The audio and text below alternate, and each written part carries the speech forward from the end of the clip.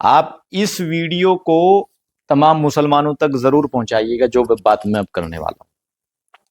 पिछले 106 जय हिंद साथियों, मैं आपके साथ मुस्तफ़ा चौधरी और मेरे साथ आज खास मेहमान हैं मौलाना कारी अबरार जमाल साहब। बहुत बहुत शुक्रिया आपका, आपने हमें समय दिया। और हम बात करेंगे आज पूरे देश में, और देश में क्या दुनिया भर में एक मुद्दा छाया हुआ है। जमीयत उलेमाए हिंद के राष्ट्रीय अध्यक्ष मौलाना महमूद हसन मदनी साहब का कल का एक बयान। मध्य प्रदेश में उनका एक प्रोग्राम था और वहाँ उन्होंने जो बयान दिए, मुसलमानों के साथ जो दुर्व्यवहार, भेदभाव और ये तमाम बातें उन्होंने उठाई। और ख़ास तौर से एक शब्द जिसकी पूरे मीडिया जगत में चर्चा हो रही है, वो जिहाद। उन्होंने कहा कि जहाँ जहाँ जुल्म होगा जिहाद होगा। इसी पर बात करेंगे। कारी साहब, जहाँ जहाँ जुल्म होगा जिहाद होगा, इस पर इतना हंगामा क्यों? देखिए, ऐसे माहौल में जहां दिल्ली बम ब्लास्ट जैसी घटना हो गई हो और उस घटना को करने वाले उमर नबी जैसे लोग हों, डॉक्टर शाहीन जैसे लोग हों, सारे डॉक्टर्स हों और सारे मुस्लिम हों, तो ऐसे माहौल में जिहाद की बात करना मुझे लगता है कि ये समाज के अंदर इंतिशार बर्पा करने वाला बयान है। इससे समाज में इंतिशार पैदा होगा। ऐसे बयान की मैं सख्त मजम्मत करता हूँ, सख्त मुखालफत करता हूँ। जिहाद का अर्थ क्या है? जिहाद का मतलब, क्योंकि सारी सारी जो पेंच है ना यहीं पे हैं। देखिए, जिहाद का मतलब तलवार हाथ में उठाकर किसी की गर्दन कलम करना नहीं है। हो सकता है, लेकिन जिहाद का मतलब बुराई से रोकना। अगर कोई आदमी झूठ बोल रहा है, आप उसको कह रहे हो कि झूठ मत बोलो, तो ये भी एक जिहाद है। ठीक। अगर कोई आदमी जिना कर रहा है, आप उसको कह रहे हो कि जिना मत करो, तो ये भी एक जिहाद है। तो मदनी साहब को अगर वाकई जिहाद का इतना बड़ा शौक है, तो समाज में जितनी बुराइयां हैं उनसे जिहाद करें। आज मुस्लिम नौजवान रात को 1-1 बजे तक, 12-12 बजे तक सड़कों पर सिगरेट पीते घूम रहे हैं। नहीं, आपने जिहाद का मतलब बता दिया। और आपके मतलब के हिसाब से अगर मदनी साहब ने ये कहा कि बुराई जहाँ जहाँ जुल्म होगा वहाँ वहाँ जिहाद होंगे, और आपका मतलब जिहाद का कि बुराई के खिलाफ लड़ना, तो इसमें गलत क्या है? नहीं, उनका ये मकसद नहीं था। देखो, उनका मकसद अगर ये होता तो आप ये कहते कि मुसलमानों के अंदर जो बुराई है हम उसके खिलाफ जिहाद करेंगे। किससे करेंगे? मुसलमानों से करेंगे, बुराइयों से करेंगे। लेकिन उन्होंने अपने बयान में सुप्रीम कोर्ट का फैसला सामने रखते हुए और सुप्रीम कोर्ट के फैसलों को मद्देनजर रखते हुए तब उन्होंने कहा कि सुप्रीम कोर्ट दबाव में काम कर रहा है। मैं आपकी मारिफत से पूछना चाहता हूं, अगर सुप्रीम कोर्ट दबाव में काम कर रहा है, तो फिर आप लोग वक्फ बिल के खिलाफ सुप्रीम कोर्ट क्यों गए? आप तमाम इश्यूज पर, तमाम मुद्दों पर सुप्रीम कोर्ट क्यों जाते हैं? बिल्डोजर के खिलाफ सुप्रीम कोर्ट क्यों गए? रोक भी लगाई और जब सुप्रीम कोर्ट ने रोक लगाई, तो तब आप ही लोगों ने कहा कि न्याय की जीत हुई है, इंसाफ मिला है, इनकलाब जिंदाबाद, इनकलाब जिंदाबाद। और आज अगर वही सुप्रीम कोर्ट कोई फैसला सुना रहा है, तो आप लोग कह रहे हो कि सुप्रीम कोर्ट दबाव में काम कर रहा है। तो ये दोहरा चरित्र आपका मतलब क्या है? ये इसके अंदर, आपके दोहरे चरित्र के अंदर तुष्टीकरण छुपा हुआ है। आप कुछ पार्टियों के इशारे पर काम कर रहे हैं, और जाहिर है ये आपका अधिकार भी है, क्योंकि जिस पार्टी ने आपको और आपके वालिद मोहतरम को 35 साल तक राज्यसभा भेजा, जाहिर है उसका तो गुणगान आपको करना ही होगा, क्योंकि आप तो एक पार्टी के सांसद रहे ना। आपने मुसलमानों की बात तो कभी नहीं की। आप अगर मुसलमानों की बात करते, ये किसकी बात की उन्होंने? मुसलमानों के साथ भेदभाव, ये किसकी बात हुई? उन्होंने एक पार्टी की बात की, क्योंकि अगर इंतिशार बरपा होगा, अगर मुसलमानों के अंदर कट्टरता आएगी पार्टी के खिलाफ, सरकार के खिलाफ, बीजेपी के खिलाफ, आरएसएस के खिलाफ, देश के संसाधनों के खिलाफ, तो फिर जाहिर सी बात है तो आदमी विपक्ष की तरफ अपना रुख करेगा। तो अगर मुसलमानों को जितना आरएसएस से डराया जाएगा, जितना बीजेपी से डराया जाएगा, जितना संसाधनों से डराया जाएगा, उतना कांग्रेस को फायदा होगा, उतना उससे पहले भी हुआ है। तो ये तो एक नाप तोल कर जो उन्होंने ये बयान दिया है, इसको तो हर कोई समझ सकता है। आपने सुप्रीम कोर्ट की बात करी और सुप्रीम कोर्ट का हम सबको सम्मान करना चाहिए, लेकिन कुछ अपवाद हैं, उन्होंने जिक्र भी किया वहां पर 1991 का वर्सी पैक्ट धार्मिक स्थलों को लेकर, जिसमें बाबरी मस्जिद को अलग रखा गया था, लेकिन उसके बाद ज्ञानवापी और ये मथुरा ये सब हुआ। तो ये इसको कैसे देखेंगे फिर? देखो ऐसा है, बाबरी मस्जिद का विवाद जब कोर्ट में चल रहा था, बाबरी मस्जिद को छोड़िए अभी, तमाम उसके बाद जो दूसरे धार्मिक स्थलों पर विवाद उत्पन्न हुआ, इसको कैसे देखते हैं फिर सुप्रीम कोर्ट पर? देखो मैं आपको बताऊं, मैं पहले भी खुद भी कह चुका हूं और खुद इस देश के जो राष्ट्रवादी संगठन, सबसे बड़े संगठन आरएसएस के चीफ मोहन भागवत जी खुद कह चुके हैं कि हिंदुओं को हर मस्जिद में शिवलिंग नहीं होनी चाहिए। लेकिन तो मैं भी उस बयान का सम्मान करता हूं। लेकिन ढूंढा भी जा रहा है। जो ढूंढने वाले हैं वो ढूंढ रहे हैं, उनसे हमें क्या मतलब है? ये बोला तो जा सकता है ना उन पर। हम बोल रहे हैं ना, जब खुद ये कह चुके हैं, मोहन भागवत जी खुद ऑन रिकॉर्ड ये कह चुके हैं कि हम अब कोई ऐसा आंदोलन नहीं करेंगे, ना ऐसे आंदोलन का हिस्सा बनेंगे। नहीं, लेकिन स्वयं सेवक जो है शामिल हो सकता है आंदोलनों में, उन्होंने साथ ये भी कह दिया। नहीं, मैं आपको बताऊं, देखिए अब जिस तरीके से आप लोग ये कहते हैं, खुद मैं भी चूंकि एक मुसलमान हूँ, पढ़ा लिखा मुसलमान हूँ, और मुसलमान होने के नाते, जमीयत हिमायतुल इस्लाम का अध्यक्ष होने के नाते मैं तमाम मुसलमानों से कहता हूँ और अपने दूसरे सनातनी भाइयों से भी कहता हूँ कि अगर कोई मुसलमान किसी घटना को अंजाम दे रहा है तो आप उसको पूरे मुस्लिम समाज की और पूरे इस्लाम का ठेकेदार उसको मत बनाओ, उसकी नजर से मत देखो। ठीक इसी तरह जो लोग शिवलिंग तलाश कर रहे हैं, तो आप शिवलिंग के नाम पर या किसी सुप्रीम कोर्ट के फैसले पर इस देश के 100 करोड़ राष्ट्रवादी हिंदुओं के खिलाफ जिहाद के फतवे नहीं लगा सकते, जिहाद की धमकी नहीं दे सकते। आप कौन से जिहाद की बात कर रहे हैं? जिहाद दो तरह के होते हैं क्या? नहीं, हाँ बिल्कुल बिल्कुल। एक जिहाद तो ये है जिसको मैं मानता हूं कि इंसान को अपनी बुराइयों के खिलाफ जिहाद करना चाहिए, यानी कि अपनी कमियों के मदनी साहब ने एक्सप्लेन वहां नहीं की। हाँ, वहां नहीं किया।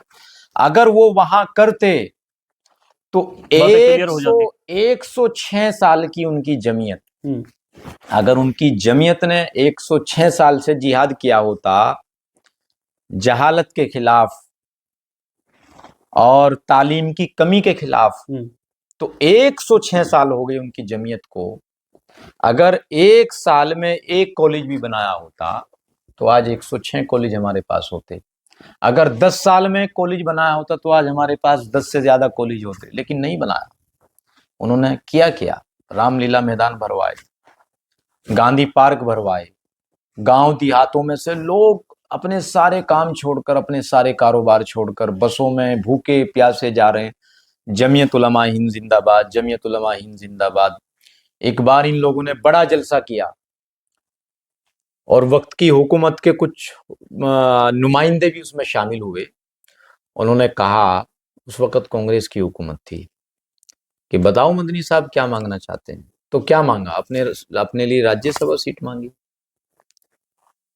क्या कभी, अभी मैं आजम खान साहब का एक इंटरव्यू सुन रहा था, वो कह रहे थे कि मैंने मुलायम सिंह यादव से चांदी के कंगन नहीं मांगे थे, मैंने मुलायम सिंह यादव से कलम मांगा था। तो क्या ये काम मदनी साहब ने किया, इस परिवार ने किया?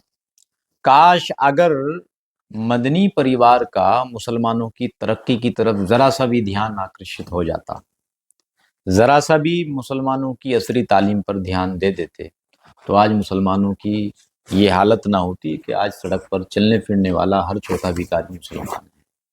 आज मुसलमानों के बच्चे सड़कों पर भीख मांग रहे हैं।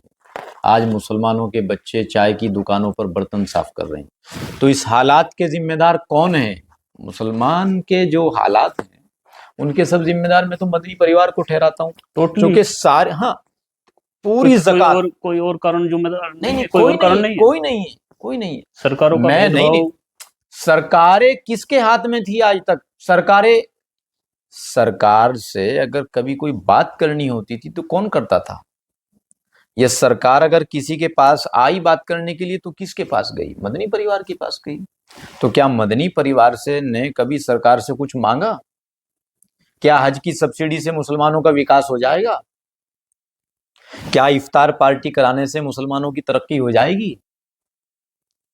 क्या मजार पर चादर चढ़ाने से मुसलमान देश की मुहिम का, देश की तरक्की का हिस्सा बन सकता अच्छा, है? मौलाना साहब, आप ईमानदारी से ये बताइएगा, मैं आज की बात कर रहा हूँ, क्या मुसलमानों के साथ सौतेला व्यवहार नहीं हो रहा है? बिल्कुल भी नहीं हो रहा है? देखो, कितने फीसदी में हो रहा है? आप कितना इत्तेफाक करते पहले हैं? मैं आपसे एक सवाल करता हूँ।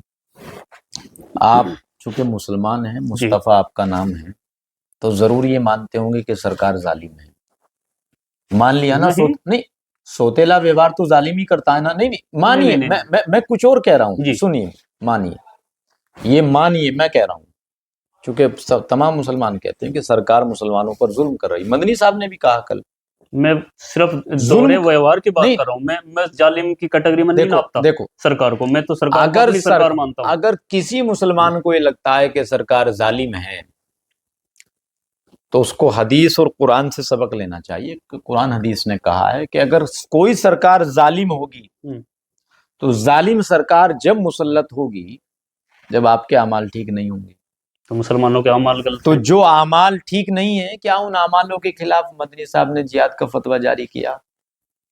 क्या किसी मुस्लिम संगठन ने देश की इतनी बड़ी घटना हो गई, दिल्ली बम ब्लास्ट जैसी घटना हो गई, क्या इस घटना के खिलाफ इन संगठनों ने आकर के बाहर ये कहा कि हम आतंकवादी की जनाजे की नमाज नहीं पढ़ाएंगे, या आतंकवादी को कब्रिस्तान में दफनाने के लिए जगह नहीं दी जाएगी, या कभी मुस्लिम समाज को समझाने की बात की? जमीयत तो इस पर ऑलरेडी बहुत सारी कॉन्फ्रेंस कर चुकी है। वो तो बोलते हैं कि हमें 40 या 50 संख्या बताते हैं कि आतंकवाद के खिलाफ हमने इतनी प्रेस कॉन्फ्रेंस की, इतने जलसे किए। क्या किसी जलसे करने से कुछ नहीं होता है? जलसे करने से क्या होता है? जलसा किसी तरक्की का हिस्सा नहीं हो सकता है। क्या किसी आतंकवाद के खिलाफ सड़कों पर आकर प्रदर्शन किया? क्या किसी आतंकवाद के खिलाफ जिहाद का फतवा जारी किया? कभी जंतर मंतर पर प्रदर्शन क्या किया? किसी आतंकी का समर्थन किया जमीयत ने या मुसलमानों ने? आप किसी घटना पर खामोश रहना क्या समर्थन नहीं है आपकी नजरों में? नहीं, खामोश रहना भी मौन सहमति होती है, मैं मानता हूँ। बिल्कुल। देखो, आप उनकी ठेकेदारी पर नजर डालिए। वो बात करते हैं पूरे मुसलमानों की ठेकेदारी की, तो इतने बड़े ठेकेदार को, जितना बड़ा ठेकेदार होता है, जितना बड़ा कायद होता है, उतनी ही बड़ी उसको बात करनी चाहिए। लेकिन जुल्म के खिलाफ एक इतनी बड़ी ठेकेदारी का दावा करने वाला सिर्फ एक पीसी करके या एक जलसा करके उसकी जिम्मेदारी खत्म नहीं हो जाती। क्या खामोशी है दोनों तरफ नहीं होती? नहीं, मैं इस बात को का बिल्कुल सहमत नहीं हूं। मेरी नजरों में जितना बड़ा कसूरवार गोडसे था, जिसने गांधी जी की हत्या की, जितना बड़ा आतंकवादी गोडसे था, मेरी नजरों में उतने ही बड़े आतंकवादी ये लोग हैं जिन्होंने दिल्ली बम ब्लास्ट जैसी घटना को अंजाम दिया या पहलगाम जैसी घटना बिल्कुल, को और गोडसे की पूजा भी होती है। जो लोग करते हैं, अब आतंकवादियों को संरक्षण भी दिया जाता है, वो भी गलत है। तो दोनों गलत है। तो गलत आप हैं। हाँ, तो हम उसकी तुलना उससे नहीं कर सकते। तो आप मदनी के बयान को, और अभी हफ्ते 10 दिन पहले बड़े मदनी साहब जो अरशद मदनी साहब है, उन्होंने भी बयान दिया था, उस पर भी बड़ा हंगामा हुआ था। आप मुझे एक बात बताइए, और जो बात एक सवाल और जोड़, हाँ, जमीयत के राष्ट्रीय अध्यक्ष हैं वो भी अपने गुट के, और ये भी बड़े मान्यता उनके मुसलमानों के क्या बीच है। दो गुट हैं जमीयत में? अरशद मदनी कौन है? जमीयत के अध्यक्ष है ना? तो मुझे जानकारी नहीं, जमीयत के अध्यक्ष है ना? जानकारी आपको है? जमीयत दो हैं क्या? अरशद मदनी भी जमीयत के अध्यक्ष है, महमूद मदनी साहब भी जमीयत के अध्यक्ष दो अध्यक्ष होते हैं जमीयत में? हैं ऑलरेडी? मुझे नहीं पता। ये नहीं, जमीयत पता आपने है? ये जमीयत उलमा इन दो हैं क्या? दो अध्यक्ष हैं तो कितनी है? अच्छा अच्छा, मुझे आपको मेरी जानकारी नहीं जानकारी थी, है, लेकिन आप मेरे मेरे जरिए आप मुझे जानकारी नहीं थी, आपने जानकारी दी। लेकिन मुझे तो इतना पता है कि आरएसएस की स्थापना, जिस संगठन की बात आप कर रहे थे, आरएसएस की 1925 में स्थापना 1925 में हुई, यानी कि 100 साल हो गए। और जमीयत उलमा हिंद की स्थापना 106 साल में हुई। 1919 में। हाँ, 1919 हाँ, में 6 हुई, साल सॉरी, पहले। 106 साल पहले हुई। जी जी। आप इस वीडियो को तमाम मुसलमानों तक जरूर पहुंचाइएगा, जो बात मैं अब करने वाला हूं। पिछले 100 जी साल के सफर में जी जी आरएसएस के जी जी जी। 6 अध्यक्ष हुए, हम्म और 6 के 6 सर संचालकों में कोई एक दूसरे का रिलेटिव नहीं था, कोई एक दूसरे का भतीजा नहीं था, चाचा नहीं था, रिश्तेदार नहीं था, दामाद नहीं था, भांजा नहीं था। मतलब जो काबिल हुआ, काबिलियत की बुनियाद पर उसको संचालक बनाया गया। लेकिन स्वर्ण हुआ। हाँ, लेकिन 106 साल में के सफर में जमीयत उलमा हिंद के अध्यक्ष, पहले उनके वालिद थे, फिर उससे पहले उनके दादा थे, अब चाचा हैं, भतीजे हैं। और जब भतीजे ने चाचा को नहीं बनने दिया तो चाचा जी ने दूसरी जमीयत लॉन्च कर दी। यानी कि आपको जानकारी नहीं, मैं बता रहा हूं ना, जी जी। जबकि इस्लाम हमेशा परिवारवाद के खिलाफ रहा है। अच्छा, ये इस्लाम है ये परिवारवाद के खिलाफ? हाँ बिल्कुल, अगर इस्लाम परिवारवाद के खिलाफ ना होता तो हुजूर सल्लल्लाहु अलैहि वसल्लम के बाद खलीफा हजरत अली होते, जो जो दामाद कि थे। चौथे नंबर पर बने। हाँ, या फिर हजरत अबू बकर के बाद उनके बेटे होते, या उमर के बाद उनके बेटे होते। लेकिन हजरत उमर ने तो यहां तक कह दिया था कि मेरे बाद खलीफा मेरे बेटे को मत बनाना, ये इस्लाम में। और जब हजरत फातिमा को कब्र के अंदर लिटाया जा रहा था तो एक साहबी हजरत अबू जर गिफारी जोश में आए और कहने लगे, एक कब्र, तुझे खबर है तेरे अंदर आज किसका जनाजा आ रहा है? शेर अली की बीवी, हसन हुसैन की वालिदा और रसूलुल्लाह सल्लल्लाहु अलैहि वसल्लम की लाडली बेटी का जनाजा, औरतों की सरदार सय्यदना फातिमा का जनाजा तेरे अंदर आ रहा है, सोच समझ कर सलूक करना। तो कब्र से आवाज आई, अबू जर, यहाँ हसब नसब देखकर सलूक नहीं किया जाता। तो इस्लाम ने इसको बहुत बारीकी से देखा है। तो मुझे लगता है अब जैसा कि मज़ाहिरुल उलूम के मोहतमीम साहब का भी इंतकाल हुआ, उनके बेटे बना, लेकिन उनके बेटे को बना दिया। क्या और कोई काबिल नहीं था? वो 20 साल के 25 साल के, 22 साल के बताए, उनको बना दिया। क्या काबिल नहीं था? क्या इस देश में या मुसलमानों के पास के अंदर काबिलियत को जगह नहीं मिलेगी? इस्लाम ने तो हमेशा काबिलियत को जगह दी है, लेकिन हम लोग परिवारवाद को बढ़ावा दे रहे हैं। आज जितनी संस्थाएं, जितनी तंजीमें, जितने इदारे हमारे पास मौजूद हैं, अगर वालिद का इंतकाल हो गया तो कुर्सी पर, गद्दी पर जानशीन बनकर बेटा बैठेगा, भले वो कितना ही बड़ा जाहिल हो, भले ही वो कितना ही बड़ा अनपढ़ हो। मैं आपकी इन बातों से 100% एग्री करता हूं। और एक मैं आपकी चैनल की मारिफत से गुजारिश करूंगा कि इन मुसलमानों को चंदे से बाहर निकालो, मुसलमानों को यतीम बना करके, मुसलमानों को मुफलिस बना करके पेश मत करो। एक मदरसे के अंदर 50 बच्चे पढ़ रहे हो, उसमें 10 बच्चे यतीम हो सकते हैं, 5 बच्चे मिस्किन हो सकते हैं, लेकिन 35 बच्चे तो ऐसे होंगे जरूर, या 10 बच्चे तो ऐसे होंगे जो अपने इखराजात उठाने में सक्षम होंगे। लेकिन हम तो जहां चंदा मांगने गए वहां तो हमने उनकी डायरी में 50 बच्चे लिखवा दिए कि हमारे यहाँ 50 मिस्किन बच्चे हैं। तो जिस बच्चे को ज़कात का पैसा, सदके का पैसा खाने का अधिकार नहीं था और उसने वो खा लिया, फिर वो इल्म हासिल करेगा, क्या उस इल्म के अंदर खुशनुदी आ जाएगी? क्या खुशू और खुशबू आ जाएगा? नहीं आ सकता। तो मुझे लगता है कि कौम के अंदर नहीं आ सकता। कौम के अंदर जब तक हलाल खाना नहीं जाएगा तब तक बिल्कुल इम्पॉसिबल, तब तक उसके अंदर खुशू खुशू नहीं आएगा। तो कौम के बच्चों को तनखैये मत बनाओ, इमामों को तनखैये मत बनाओ, इमामों का एहतराम करो, इमामों की इज्जत करो। महीने में 2-4 मरतबा इमाम से अगर आप मुसाफा कर लेंगे, अब 10 मंडल बीड़ियों के पीते हो, सिगरेट की डिब्बियाँ पीते हो, 200-400 रुपये रोजाना अपने ऊपर खर्च करते हो, अगर हफ्ते में 10 दिन में 100 रुपये इमाम को मुसाफे में दे दी तो क्या चला जाएगा आपका? तो कौम को इन बुनियादी चीजों पर चर्चा करनी होगी। जिसकी तनख्वाह ज्यादा होनी चाहिए उसको हम, जिसको ये बोलते हैं कि सूरज की तरह चमकेगा, और उसको हम 5,000 मंथली हाँ, तोलते हैं। हाँ, तो एक लास्ट बिल्कुल। सवाल बस, जी वीडियो काफी लंबी होगी। जी ये वीडियो देखने के बाद जी दर्शकों के बहुत सारे कमेंट्स ये आएंगे जी कि ये तो संगी हैं, ये तो उधर जी जाते हैं, आपको तरह तरह की बात जी कहेंगे। जी। तो इस पर क्या कहेंगे, क्योंकि कमेंट में तो आप जवाब दे नहीं पाओगे इतने लोगों का, क्योंकि आपको भी दूसरी मानसिकता कहेंगे कि भाई ये तो मदनी परिवार के खिलाफ है, ये तो मुसलमानों के खिलाफ है, ये तो भाजपा और संघ के एजेंट हैं। देखो ऐसा है, मैं अपने तमाम उलामा का सम्मान करता हूँ, एहतराम करता हूँ। वो मुझसे बड़े हैं, उम्र में भी बड़े हैं, इल्म में भी बड़े हैं, लेकिन मैं साथ साथ अपने समाज से एक बात पूछना चाहता हूँ कि आज जो समाज की हालत है, मुसलमानों की हालत है असरी तालीम को लेकर, असरी माने जिसको दुनियावी तालीम दुनियावी बोलते हैं। तालीम बोलते हैं, इसका जिम्मेदार कौन है? आप इसका जिम्मेदार किसको मानते हैं?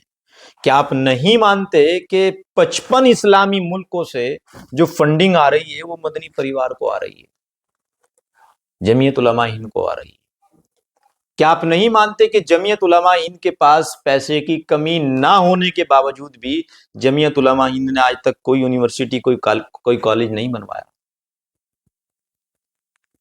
अगर आप ये मानते हैं, जिस तरीके से जमीयत उलमा हिंद ये मान रही है कि हिंदुस्तान में कोई मुसलमान किसी यूनिवर्सिटी का वीसी नहीं बन सकता, तो इसका मतलब आप भी डर गए वीसी बनने से कि आपको वीसी नहीं बनने दिया जाएगा। तो अगर आप डर गए हैं तो डरा हुआ कायद तो कयादत नहीं कर सकता है।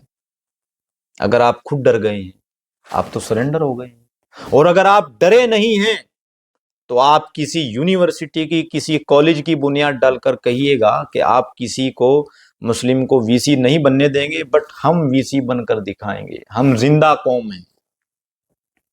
मैं जिंदा हूं इसलिए बोल रहा हूं, दुनिया किसी गूंगे की कहानी नहीं लिखती। मैं मानता हूं कि इस देश का मुसलमान अल्पसंख्यक है, लेकिन अल्पसंख्यक में जैन भी आता है, सिख भी आता है, ईसाई भी आता है, यहूद भी आता है, पारसी भी आता है,